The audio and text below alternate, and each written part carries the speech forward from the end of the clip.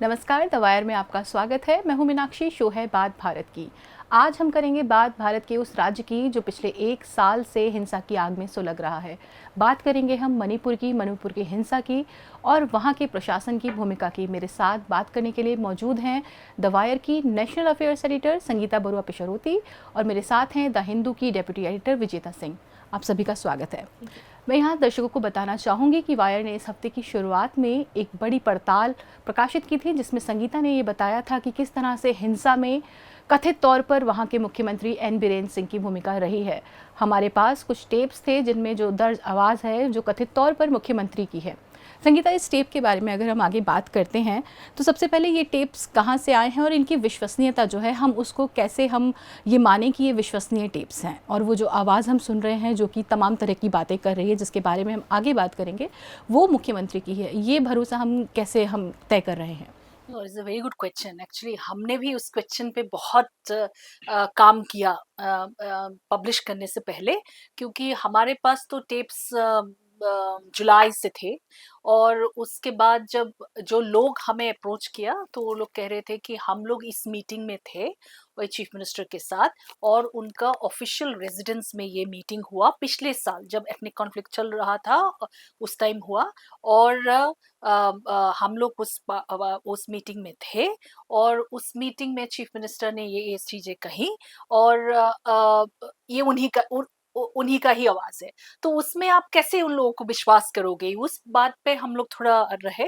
तो उन्होंने फिर जो डेट है, टाइम है, कौन कौन थे, वो सारी चीजें वो कंफर्म करी।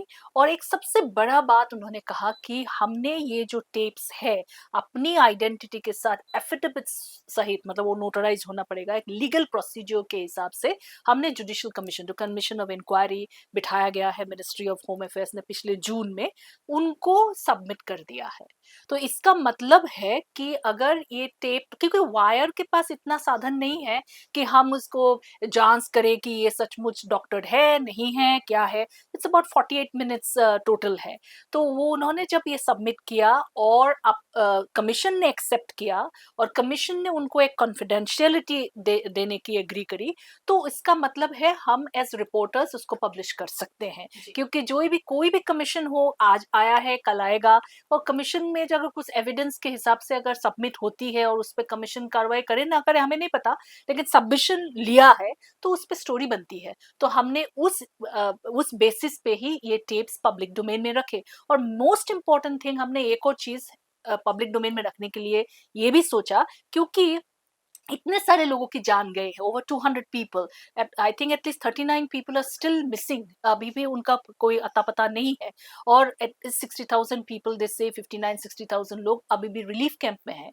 तो इसका मतलब है एक बहुत बड़ा चीज वहां पे हुआ है, जो एक पब्लिक इंटरेस्ट पे हमने ये सोचा पार्ट्स पब्लिक डोमेन में रखा जाए। जी, यहाँ मैं दर्शकों को बता दूं कि 3 मई को एक एसटी कोटा देने को मेइतेई समुदाय को उसके खिलाफ एक रैली हुई थी, जिसके बाद ये हिंसा भड़की थी। प्रभावितों में सबसे बड़ा जो समुदाय है वो कुकीज़ का है। कुकी वहाँ की एक ट्राइब है। जो दूसरा समुदाय है जो सबसे ज़्यादा प्रभावित है वो मेइतेई है, जो कि वहाँ बहुसंख्यक हैं, और इस बात को लेकर वहाँ पर हिंसा शुरू हुई थी। उसके बाद जून में एक आयोग बनाया गया था गुवाहाटी हाई कोर्ट के पूर्व चीफ जस्टिस हैं अजय लामा, जिनके पास ये जिस ऑडियो रिकॉर्डिंग की हम बात कर रहे हैं वो उन्हें दी गई है। अब आते हैं ऑडियो रिकॉर्डिंग पे। जैसा कि आपने बताया कि कथित तौर पर जो आवाज़ हम सुन रहे हैं वो एन बीरेन जो सीएम है उनकी है। हम सुनते हैं कि एन बीरेन जो है वो कह रहे हैं ये सब उन्हीं ने शुरू किया। एसटी कोटा को लेकर वो तमाम तरह की टिप्पणी कर रहे हैं कि कुकीज़ की जो वो है संख्या ज़्यादा है अधिकारियों में। इस तरह के जब वो आरोप लगाते हैं तो बतौर प्रशासक जब हम उनकी भूमिका देखते हैं तो हम हिंसा के परिप्रेक्ष्य में जब इसको देखेंगे तो हम कहाँ रखें इसे, और क्या क्या हम ये मान सकते हैं कि ये सब जो है ये प्रायोजित था सरकार द्वारा? ये बहुत ही अहम सवाल है। ये इसी सवाल पे ही पूरा जो जांच मुझे लगता है वो इसी सवाल पे ही होगा। क्योंकि अब देखिए, आप किसी भी समुदाय के हो सकते हैं। मैं नॉर्थ ईस्ट से आती हूँ, मैंने देखा कि हमारे वहाँ बहुत सारे छोटे छोटे समुदाय हैं। और बड़ा मेजोरिटी कम्युनिटी भी अगर हम किसी को कहे तो उनका भी नंबर अगर बड़ा पूरे इंडिया के हिसाब से आप देखें तो बहुत कम है। तो इसलिए वो जो फियर होता है ना ऑफ द अदर, कि ये मेरा सब ले लेगा, जमीन और ये सब की जो चिंता होती है, अधिकार छीन ले, तो ये जो सभी के ये डर है। एक और सब नेशनलिस्ट फीलिंग भी बहुत स्ट्रांग है। तो उसमें पॉलिटिशियंस तो इसको इस्तेमाल करते हैं। तो इसको ये जो रॉ सेंटिमेंट है उसके साथ खेलते हैं। असम में हमने देखा, अभी हम ये मैतेई के और कुकी के बीच में भी ये चीजें हमने देखे हैं। लेकिन अभी वही सवाल मुझे लगता है कि कमीशन के सामने होगा, क्योंकि आप देखिए, आप का फीलिंग कुछ भी हो सकता है। मैं अगर एक समुदाय से आती हूँ, मेरी स्ट्रांग फीलिंग हो सकती है किसी और समुदाय के खिलाफ। जो भी समुदाय से आप आते हैं, आपका ये हो सकता है कि किसी और समुदाय के खिलाफ आपको गुस्सा है, आपको कुछ डिसअपॉइंटमेंट है, आपका स्ट्रांग व्यूज हो सकते हैं। लेकिन जब आप चीफ मिनिस्टर है, तो आपको एक कॉन्स्टिट्यूशनल पोजीशन पे है, आप होम मिनिस्टर भी है, तो इसका मतलब स्टेट पुलिस आपके अंदर है। तो स्टेट पुलिस का काम, होम मिनिस्टर का काम, सभी को एक तरह से लॉ के हिसाब से देखना है। तो ये सवाल जरूर आएगा अभी, ये बीरेन सिंह का आवाज सचमुच में अगर ये है, तो क्या वो उस टाइम जब एथनिक कॉन्फ्लिक्ट हो रहे थे कुकीज और मेटे के बीच, उनका रोल क्या था? क्या वो अपने कॉन्स्टिट्यूशनल रोल निभा रहे थे? ये सब सवाल की वजह से मुझे लगता है ये ऑडियो टेप्स बहुत इम्पोर्टेंट है। एक उसका जो मान्यता जो उसमें है, जो ये इस यहीं पे इसका इम्पोर्टेंस बढ़ता है। जी। विजेता, अगला सवाल मैं आपसे करूंगी। आपने पूरा कॉन्फ्लिक्ट कवर किया, आप पूर्वोत्तर के राज्यों पे कवरेज करती आई हैं। जिस तरह के दावे हम ऑडियो में सुन रहे हैं, अगर हम उसकी तुलना करते हैं जो ज़मीन पे हो रहा था, क्योंकि जो ऑडियो है वो बताया जा रहा है वो पिछले साल का, और हिंसा की उसमें कई दौर चले हैं, कई स्तर की हिंसा हमने देखी शुरुआती महीनों में। जहाँ तक जो बातें कथित तौर पे उस ऑडियो में सीएम द्वारा कही जा रही हैं, क्या वो ज़मीन पर दिखता है वो असर? क्या जो चीज़ें वो कह रहे हैं, जैसे बम मारने का दावा हुआ, या कुकी मिलिटेंट्स को अलग तरीके से ट्रीट करने का, या किसी को रिवॉर्ड करने का, ऐसा कुछ आपको महसूस हुआ आपकी रिपोर्टिंग के दौरान? देखिए 15 महीने हो चुके हैं, पर मैं अभी भी यही बोलूँगी कि इतने सारे केसेज़ रजिस्टर हुए हैं। कम से कम हज़ारों में केसेज़ हैं, पर किसी का भी क्लोज़र नहीं है। हम आज आज ये नहीं सुनते हैं कि किसी में चार्जशीट हुई हो, कन्विक्शन हुआ हो। आपको इसमें फास्ट ट्रैक कोर्ट्स बनाने होंगे, जल्दी-जल्दी ट्रायल करना होगा और एक दिशा निर्देश करके इसको एक मतलब दिशा में पहुंचाना होगा। सुप्रीम कोर्ट भी कुछ केसेस को मॉनिटर कर रहा है, स्टेट पुलिस के अपने केसेस हैं, बट कहीं भी हमें एक फाइनलिटी नहीं दिख रही है कि ये एक निष्कर्ष पे पहुंचता हुआ दिख कहीं रहा जा है। रही है। तो ये लेके वो काफी कंफ्यूजन है कि चल क्या रहा है, कि कोई जो अपराधी हैं वो पकड़े गए, वो बेल पे हैं, वो नहीं है, वो कन्विक्शन हो रहा है, तो इससे लोगों में डर कैसे बैठेगा? जो अक्यूज हैं, जिन्होंने सच में क्राइम्स किए हैं, जी। उनको उनको रोकने के लिए आप क्या कर रहे हो? उसके लिए बहुत जरूरी है कि आप एक समयबद्ध तरीके से ट्रायल करो और उनको पनिशमेंट दो, ताकि लोगों में डर बैठे। वो वैसा हमें कुछ नहीं देखने को मिल रहा है। जैसे इन्होंने बताया, वो कमीशन ऑफ इंक्वायरी जो सेटअप हुई थी, उसको रिपोर्ट देना था 6 महीने के अंदर, वो उसका कोई भी अता पता नहीं है, न मिनिस्ट्री की तरफ से कुछ आया है औपचारिक तरीके से। हमने पीछे एक स्टोरी किया था द हिंदू ने, जिसमें लिखा था कि वो देने वाले हैं, पर अभी तक उसके रिपोर्ट बारे में कुछ सबमिट पता हुई नहीं। नहीं है।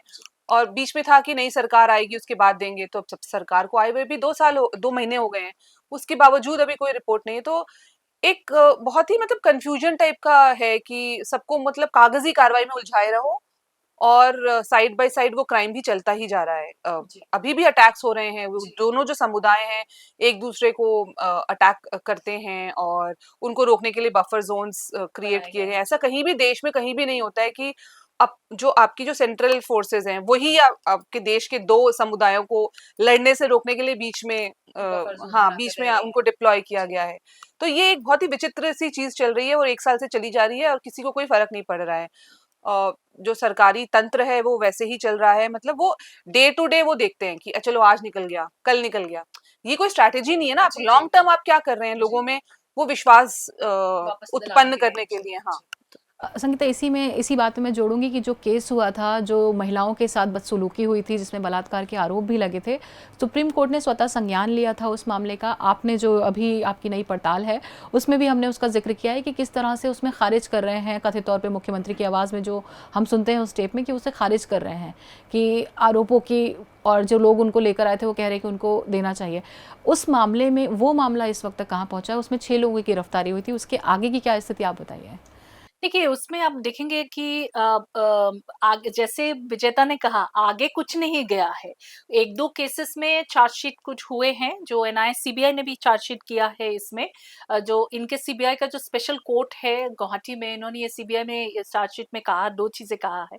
एक तो कि फ्रेश अरेस्ट और नहीं हुआ है। तो इसका मतलब जो इनिशियल जो प्रेशर के टाइम पे ही हुआ, जिसमें प्राइम मिनिस्टर को भी बोलने में मजबूर किया ये केस ने, तो मणिपुर वायलेंस पे, तो ये वाले हुए और उसके बाद कोई अरेस्ट नहीं हुआ। दूसरी इंपॉर्टेंट चीज जो मैंने चार्जशीट पढ़ी और उसमें मुझे लगा कि इन्होंने ये चीज कहा है कि जो परमिशन चाहिए होते हैं उसको आगे बढ़ाने के लिए और अरेस्ट करने के लिए, स्टेट गवर्नमेंट नहीं दे रहे हैं। तो स्टेट गवर्नमेंट की परमिशन कुछ चीजों में चाहिए होता है अरेस्ट करना, तो ये नहीं मिल रहा है। तो जब आप टेप्स में देखेंगे कि आप कह रहे हैं कि मैं प्रोटेक्ट करूंगा, स्टेट पुलिस प्रोटेक्ट करेगा और सेंट्रल फोर्सेस कुछ करे तो मैं समय देख के मैं उस पे एक मदद करूंगा, ये सब चीजें जो कह रहे हैं। और ऊपर से एक चीज और उसमें वो है कि 4,000 5,000 आर्म्स एंड एमुनिशन चोरी हुआ, कोई क्या अरेस्ट हुआ? तो ये सब कहते हैं। तो इन द सेंस जब आप देखेंगे कि in the run up to the elections, जो जनरल इलेक्शन के टाइम पे बहुत हंगामा स्टेट में हुआ कि इतने सारे लोगों के पास आर्म्स है, वो तो आर्म्स वापस नहीं आए, तो इन्होंने बक्से रखने शुरू कर दिए कि वापस कर दीजिए। सो इन अ वे एक टैसिट वो भी था कि no questions will be asked, किसी को अरेस्ट नहीं किया जाएगा। अब देखिए ये क्राइम है, आप स्टेट आर्मरी से अगर कोई चोरी करके आप ले जा रहे हैं, आप सिडिशन है, आप यूएपीए का वो केस है ये, लेकिन सबको कह रहे हैं कि आप उधर डाल दीजिए। तो डालते डालते भी एटलीस्ट आई थिंक 1500 कुछ ऐसा निकला, तो ज्यादातर अब समाज में है, इस मतलब नॉन स्टेट एक्टर्स के पास आर्म्स है। तो ये यहाँ कह रहे हैं, इस दो ऑडियो हम सुनते हैं कि मतलब ये किसी को मैं क्या अरेस्ट किया है, चीफ मिनिस्टर को पहले अरेस्ट करना पड़ेगा तुम लोगों को अरेस्ट करने से पहले। सो ये सब चीजें जो है हम देख रहे हैं। और बहुत सारे और भी कुछ, जैसे आपने ये रेप वाला केस में बताया कि वो कह रहे हैं कि हमारे जो सिविल सोसाइटी ऑर्गेनाइजेशंस को मैंने कहा कि आपने उनको पकड़वा क्यों रहे हैं और इनको तो रिवॉर्ड देनी चाहिए, हमने उनको कपड़ा पहनाया और भेजा, तो ये और रेप कहाँ हुआ, इस मतलब इसका प्रूफ मांग रहे हैं। तो ये जो चीजें जब आप ये कह रहे हैं, आप देखेंगे कि रिपोर्ट्स आई है, मीडिया रिपोर्ट उस टाइम के, कि चीफ मिनिस्टर कहते हैं कि हमने तो उनको बचा के भेजा है, ये चीज कहा है उन्होंने। और उसके बाद जब मेरा पे भी जो बहुत एक पावरफुल वुमेन्स ऑर्गेनाइजेशन है मैते समुदाय के, तो वो लोग पहले तो उनके घर वर जला दिए थे जो मेन एक्यूज्ड, और इनको पकड़वा के दिए हैं। तो उसके बाद लेकिन आप मेरा पे भी के कुछ महिलाओं को आप देखेंगे मीडिया को बात करते हुए कि एक्चुअली कुछ ऐसा चीज हुआ और मतलब उनको प्रोटेक्ट करने की कोशिश कर रहे हैं। तो ये कुछ टैली जो होता है, ये हमने अपने अपने जी, स्टोरीज यानी में कि जो ऑडियो उसको में बातें कही ऑडियो जा रही हैं और जब हम उनका असर देख रहे हैं तो हमें वो कहीं न कहीं नज़र आ रहा है कि वो घटनाक्रम हुआ है। जी, तो वो हम थोड़ा-सा उसको टैली करके वो लोगों के सामने रखा है। जी, आपने मीरा पैवेज का नाम लिया, इसके अलावा 2 नाम जो लगातार सुनने में आ रहे थे जब तक हिंसा चल रही थी, वो था अरामबाई टेंगोल और मेते लिपुन करके, जो 2 मेइतेई संगठन हैं जिनको कहा जाता है कि मिलिशिया ग्रुप्स हैं। इनकी लगातार जो भूमिका थी वो बताया जा रहा था कि एन बीरेन से इनकी नज़दीकी है। जब हम आपके टेप्स जो हैं और जो भी बातचीत उसमें हो रही है और जो भी इनके कृत्य रहे हैं, जो भी व्हाटएवर दे हैव डन, उसको हम मिलाकर देखते हैं तो क्या तस्वीर सामने आती है? नहीं, यही बड़ा इंटरेस्टिंग चीज है। मतलब ये सारे ओपनली मतलब ओपन ये सीक्रेट है मेते समाज में कि ये अरम्बाई टेंगोल और मेते लिपुन के जो लोग हैं, ये आर्म्स के साथ सहित रास्ते में दिखे गए और कोई कोई तो पुलिस के व्हीकल में दिखे गए, तो और बहुत सारे मीडिया रिपोर्ट्स में आ चुके हैं, वो इस्तेमाल कर रहे हैं। और एक और अब आदमी का नाम मैं जिक्र करना चाहूंगी, जो एनआईए ने अरेस्ट किया, आनंद मोरिंगथम।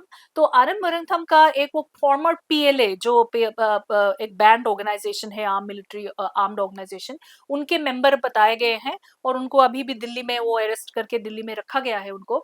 तो ये जो है, तो उनको पुलिस ने उनके और उनके सारे कुछ लोग जो आर्म्स लेके पुलिस के यूनिफॉर्म में गाड़ी में ऐसे पाए गए हैं और उस टाइम उनको अरेस्ट किया था। पहला अरेस्ट जो एनआईए से पहले अरेस्ट किया गया, स्टेट पुलिस ने अरेस्ट किया और स्टेट पुलिस ने ये आरोप पे उनको अरेस्ट किया। तो खैर उनको बेल मिल गया और लॉट ऑफ पब्लिक प्रेशर उस पे आया था और बेल मिल गया, लेकिन एनआईए ने एक को अरेस्ट कर लिया, 5 जना को अरेस्ट किया गया था। तो ये एक एग्जाम्पल है, मतलब एक मैंने एग्जाम्पल दिखा रही हूँ बोलने के लिए कि ये सब पूरा जो अराजकता जो थी, स्टेट क्या देख रहा था जब ये अराजकता हुआ है।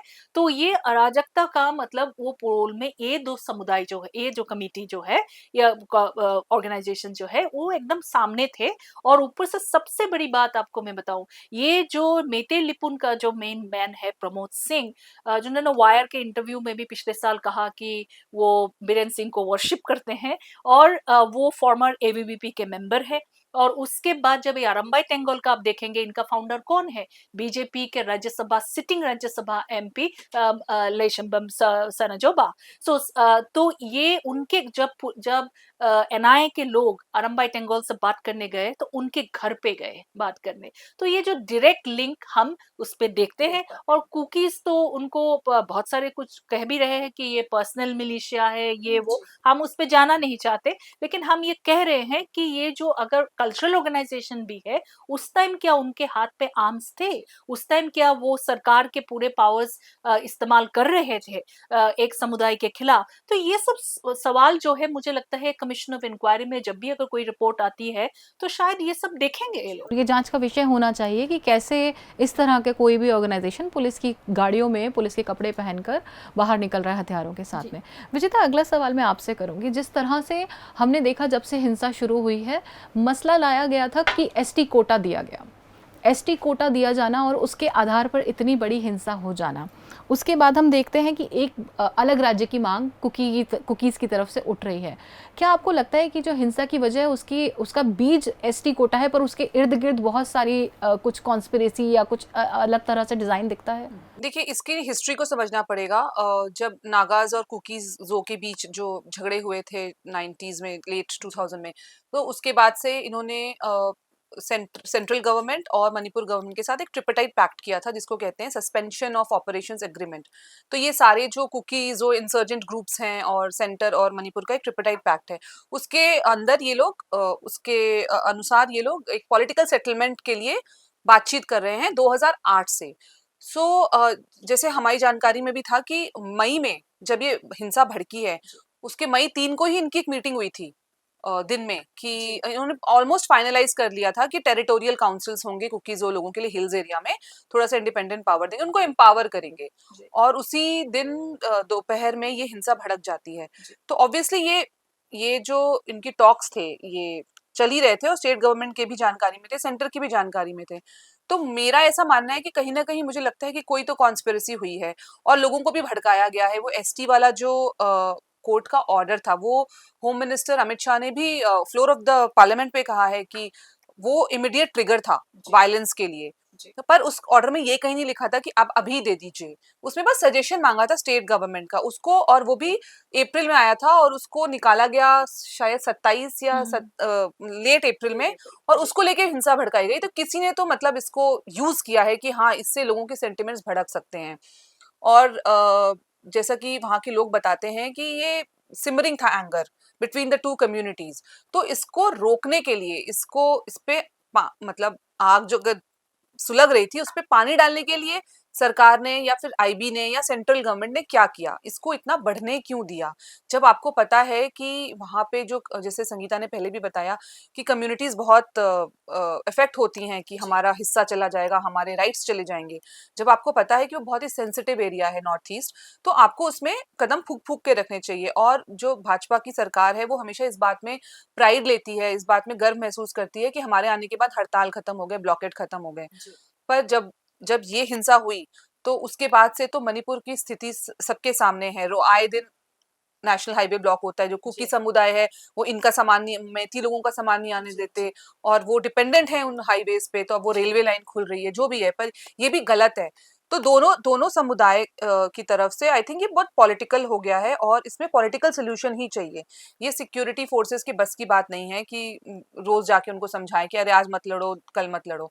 दोनों कम्युनिटीज को साथ में लाना होगा, और उनमें जो दिग्गज लोग हैं, उनमें जो मतलब थोड़े सेम टाइप के लोग हैं, उनको बिठा के जी बात करनी होगी कि आपका ऐसा क्या है कि जी चला उन्हें जाएगा। भरोसे में रखना होगा, उन्हें भरोसा दिलाना जी होगा कि नहीं आपका नुकसान नहीं हो रहा जी है। आपने सिक्योरिटी फोर्सेस की बात की, पहले हमने बफर जोन की बात की थी। मैं यहाँ अगली अगली बात जो टिप्स के अलावा करना चाहूँगी वो है असम राइफल्स की भूमिका को लेकर।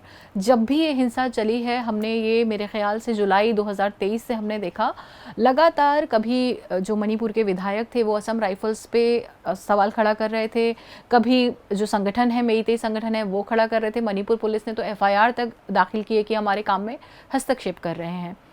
दर्शकों को बता दूं कि असम राइफल्स जो है वो पैरामिलिट्री फोर्स है जिसको खास तौर पे म्यांमार बॉर्डर की जो सुरक्षा के लिए तैनात किया जाता है।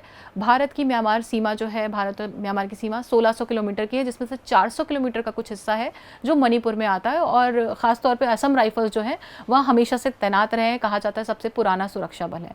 ऐसे में जो अविश्वास वहाँ पर देखा गया, इसकी क्या वजह रही? हाँ, एक बहुत बड़ा जो असम राइफल्स का है वो क्रेडिबिलिटी क्राइसिस हो गया वहां पे, क्योंकि वहां के एमएलएस भी बोल रहे हैं, मीराबाई भी बोल रही हैं, लोकल्स भी कह रहे हैं कि ये एक समुदाय को सपोर्ट करते हैं, हम पे अटैक करवाते हैं और इनको कुछ नहीं कहते।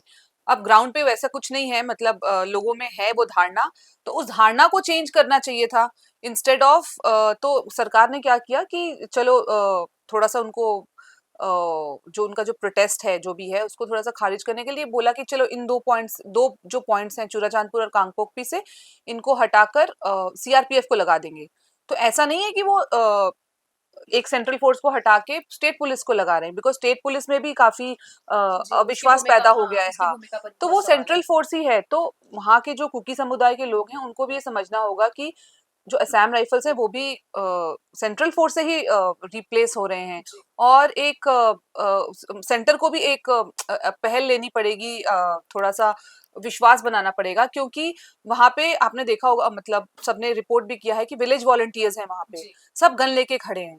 तो जब आपके पास सेंट्रल फोर्स है बीच में बफर जोन में, तो इनकी क्या जरूरत है? जी तो लोग ऑब्वियसली आप पे विश्वास नहीं करना चाह रहे हैं, जी क्योंकि उनकी वो थोड़ा सा भी इधर उधर होते हैं, एब्सेंस में आप दोनों कम्युनिटी लड़ने लग जाते हैं। जी तो ये विश्वास वापस लाना बहुत जरूरी है। और असम राइफल्स के बारे में जो एमएलएज हैं उन्होंने भी लिखा, फिर एक पॉलिटिशियन ने उनके अगेंस्ट असम राइफल्स ने एफआईआर भी कराई जी कि गलत गलत बोल रहे हैं हमारे बारे में। और असम राइफल्स का हमेशा से ये कहना है कि हमारे सर्विंग में भी, मतलब हमारे जो वहाँ पे डिप्लॉयमेंट है उसमें दोनों समुदाय के लोग हैं और बहुत प्यार से रहते हैं। तो हमारे में ऐसा कुछ नहीं है कि मतभेद है हमारे, या फिर हम जी जी भेदभाव करते हैं। जी ये दूसरे लोग कहते हैं, और आई थिंक उसको थोड़ा सा पैसिफाई करने के लिए ये किया गया है। और एक रीजन ये भी है कि उनको जम्मू भेजा जा रहा है। जी जम्मू में अभी हाल फिलहाल में बहुत मिलिटेंट अटैक्स बढ़ गए थे, और चूंकि Assam rifles administratively home ministry के अंडर आता है, बट ऑपरेशनल कंट्रोल आर्मी के अंडर है। जी तो अगर वो जम्मू जाते हैं तो दे आर मोर, उनका जो अलाइनमेंट है, उनका जो काम करने का तरीका है, वो आर्मी से ज्यादा मेल खाता है। तो वहां पे उनकी जो यूटिलिटी है वो बढ़ जाएगी।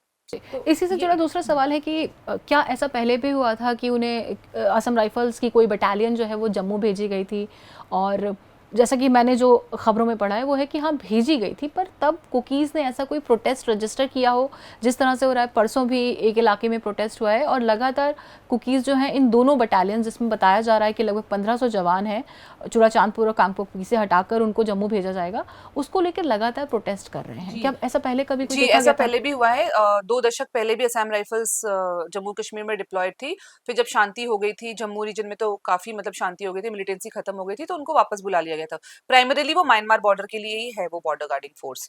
और अभी जब 2022 में भी एक टुकड़ी गई थी जिसमें महिला कंटिंजेंट भी थे असम राइफल्स के। तो ऐसा नहीं है कि पहली बार गए हैं। पर हाँ, अगर कुकी समुदाय को ऐसा लग रहा है कि अगर ये चले जाएँगे तो इनके ऊपर अटैक्स होंगे, तो उसकी ज़िम्मेवारी स्टेट गवर्नमेंट और सेंटर के ऊपर है। आप उनको कॉन्फिडेंस में लेके उनके लीडर्स को, उनसे बात करिए, सीआरपीएफ से मीटिंग कराइए, मतलब जो आपसे बन पड़ता है वो जी करिए। बिकॉज एक कम्युनिटी है जो थ्रेटन फील कर रही है, तो आप उसको इग्नोर भी नहीं कर सकते हैं। और हम यहाँ बैठ के ये नहीं बोल सकते हैं कि नहीं नहीं इनका कंसर्न झूठा है, जी बिकॉज हम और आपने वो नहीं सहा है जो उन्होंने सहा है। तो एक समन्वय बनना चाहिए सबके बीच में, और उनको भी कॉन्फिडेंस में लेना चाहिए कि हाँ ये भी सेंट्रल फोर्स है, वो भी सेंट्रल फोर्स है। और ये भी और हमारी उतनी ही हाँ रक्षा करेंगे जितनी हाँ, असम अगर राइफल्स आपको करा अगर कर। जी। आपको कोई कंप्लेन है तो कोई आप हेल्पलाइन नंबर खोल दीजिए, वहाँ पे लोग जा सकते हैं, वहाँ पे कंप्लेन कर जी, सकते यानी हैं कि कोई ना ये कोई ऑफिसर। समाधान निकाला जा हाँ सकता जी है और जी इसकी ज़रूरत भी है इस जी समय। संगीता, आपसे अगर मैं पूछूं तो ख़ास तौर पे जैसे हम बात कर रहे हैं चूड़ा चांदपुर और कांगपोकपी, ये दोनों जो जगहें रही हैं लगातार विवाद का केंद्र रही हैं। लगातार ये कहा जा रहा था चूड़ा चांदपुर ख़ास तौर पे, लगातार वहाँ पर हमने देखा, हमारे जो रिपोर्टर पिछले बार गए थे वहाँ पर, उन्होंने अपने सामने देखी वहाँ पर झड़पें होती हुई, तमाम तरीके की हिंसा होती हुई। जब बटालियंस हटाने का अगर प्रस्ताव आता भी है कि असम राइफल्स को हटाना चाहिए, तो हम असम राइफल्स काफ़ी कई इलाकों में तैनात है, तो अगर इन दो जगहों को चुना जाता है जहाँ पर हम देख रहे हैं लोग ज़्यादा वल्नरेबल, ज़्यादा थ्रेटेंड, ज़्यादा डरे हुए हैं, इसको क्या आप किस तरह से आप इसको देखेंगी फिर? सी एक्चुअली ये सबसे बड़ी बात है जो कुकीज में जो अंदर डर पैदा कर रहे हैं ना, ये जो आपने अभी इतना अच्छे से वो बैठा के बता दिया ना कि ये पर्टिकुलर एरिया से लेके जी जा रहे हैं। तो और ये पर्टिकुलर एरिया जो है ना वो पोरस बॉर्डर भी है म्यांमार के, या और म्यांमार अभी एक सिविल वॉर के तहत है, मतलब वहां पे कोई म्यांमार आर्मी का कंट्रोल इतना है नहीं। ये सब सब जो एथनिक आर्म्ड ऑर्गेनाइजेशन है उनके कंट्रोल में है।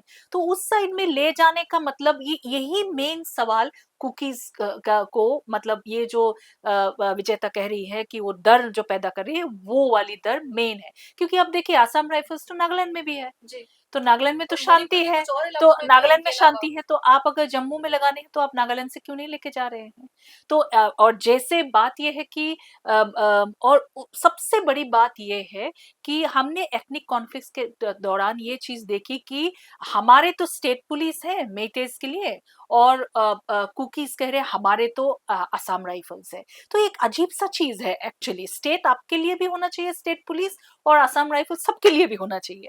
लेकिन जो मेन जो हमने देखा कि असम राइफल्स का जो स्लोगन है ना, it's like friends of the hills. Okay, क्योंकि क्यों करते हैं ऐसे फ्रेंड्स ऑफ द हिल्स? क्योंकि आप देखेंगे आर्मी में भी अगर कश्मीर में तैनात है तो एक वो क्या होता है कि वो लोकल लोगों में जो कॉन्फिडेंस जो पैदा करना होता है, और वो क्योंकि वही इंफॉर्मेशन बहुत कुछ देते हैं, जी उनके उनका सपोर्ट बहुत जरूरत है। तो असम राइफल्स का हमेशा ये जो एक मोटो रहा है, ये फ्रेंड्स ऑफ द हिल्स। तो खाली फ्रेंड्स कुकीज के साथ नहीं है, वो नागा एरियाज में भी आप देखेंगे बहुत पेनिट्रेशन है। उनके कोई भी छोटा स्कूल का फंक्शन भी हो, आप मिजोरम में देखेंगे असम राइफल्स के बौसा के इनॉग्रेट कर रहे हैं। तो ये जो सोसाइटी के साथ पूरा घुलमिल है उसमें। तो वही चीज मुझे लगा कि कुछ फोर्सेस जो है वैली साइड से इसको बहुत रॉन्गली प्लेस किया है। और एक एक मतलब एक सोचने वाली बात है, देखिए कि एक का जो मतलब सिक्योरिटी फोर्स है जो आर्मी के साथ अलाइंड है, उसको कह रहे हैं कि आप डिविजिव फोर्स है। जी, मतलब उसको ये विभाजनकारी एक बताया जा सोचने रहा है। वाली जी बात है, ये कैसे हुआ? इसको तो अलग तरीके से एक प्रोब होनी चाहिए। ये कहाँ के किसने ये आगे जी, बढ़ाई ये ये धारणा चीज, कैसे ये बनी? धारणा कैसे बनी? तो ये चीज जो है ये नॉर्थ ईस्ट में हम लोग पहली बार देख रहे हैं। मैं अब असम एजिटेशन के टाइम पे देख रही थी, वो स्टेट पुलिस दोस्त थे और सीआरपीएफ जो सेंटर ने भेजा था वो एनिमी थे। सीआरपीएफ के लोग अकेले बाहर निकल नहीं सकते, उनको अटैक किया जाता था। ठीक है, तो यही चीज जो हम अभी इस बार मेते समुदाय में और मतलब वो वाली चीज मैंने रिफ्लेक्शन करी कि यही एकदम सिमिलर है। तो इससे सोचना बहुत जरूरी है कि स्टेट का कोई रोल था क्या, किसी और पॉलिटिशियंस के कुछ रोल था क्या? आप ऐसे कैसे बिना जिम्मेदारी के आप ऐसे कैसे कर सकते जी, हैं? वो भी और ऊपर से सबसे ओल्डेस्ट पैरामिलिट्री फोर्स जी, है ये। यही सो मैं कहने वाली वो थी कि सबसे सुरक्षा, पुराना जो सुरक्षा बल उस है, एरिया का उसको सुरक्षा लेकर। करते हैं। तो जैसे तो coming back to what you are saying कि ये वो पर्टिकुलर एरिया से मेरे को लगता है कि मतलब लोगों का कॉन्फिडेंस बिताना बहुत जरूरी है। वो लूज लोग उस एरिया से आप मत लो, बिकॉज इक्वली कॉम्पिटेंट है अगर आप मिजोरम से लेंगे, इक्वली कॉम्पिटेंट है अगर आप नागालैंड से लेंगे, एक टोकरी दो टोकरी, तो ये चलेगा। सो जी, ये चीज जो है मुझे लगता है कि बहुत जरूरी है। और ऊपर से आप एक चीज देखिए, ये एरिया में जो लोग हैं जो अंडर कॉन्फिडेंट है, वो एरिया के लोग कौन है? वो एकदम बॉर्डर में है वो।